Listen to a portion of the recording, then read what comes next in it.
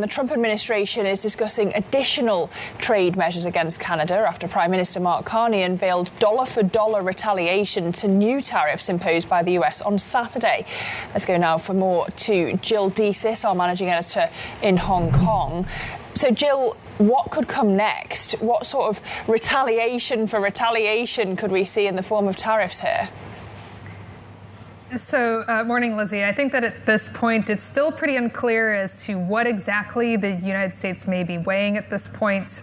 What people familiar have told us, a White House official, is that they're looking at higher tariffs on Canada potentially, or other trade actions. What we just saw from Canada, Mark Carney's announcement, are those dollar-for-dollar tariffs impacting some $20 billion US dollars worth of US goods that flow into Canada. You're looking at, I think, somewhere around 6% of overall exports that the U.S. sends to Canada there. At this point, a lot of these tariffs already cover quite a variety of industries. You're looking at increased tariffs that Canada is imposing on U.S. steel, on aluminum, on dairy products. So, you're already covering a wide variety of industries. But though this does beg the questions as to whether that is going to cover eventually an even more all-encompassing amount of goods if the United States does follow through with these retaliatory efforts here.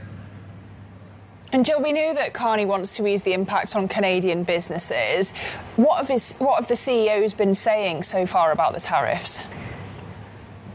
Yeah, Lizzie, at this point, it is, quite a tough position that, all of these companies have really been put into. I do think that what's, worth highlighting here is, the idea that Carney is putting together some type of a domestic support package. That's something that we're expecting to get some more details on. So there is that acknowledgement, at least from the Canadian government, that this is, something that is going to weigh on some of these businesses, particularly when you're looking at tariffs that are touching on steel, on autos. A lot of major businesses that ultimately do business between these two nations. I think the other thing too that's really kind of worth highlighting here is the fact that this is a prolonged trade fight that could go on for quite some time. We've reported this week that Mark Carney and his administration anticipate that this is something that may not be resolved before the U.S. midterm elections in November, and they also may be sort of settling in for something that could last through the duration of Trump's term. So I think that really does kind of underscore a lot of the pressure that these businesses are going to be put under if this is something that isn't resolved with some sort of a resolution that takes these tariffs off the table.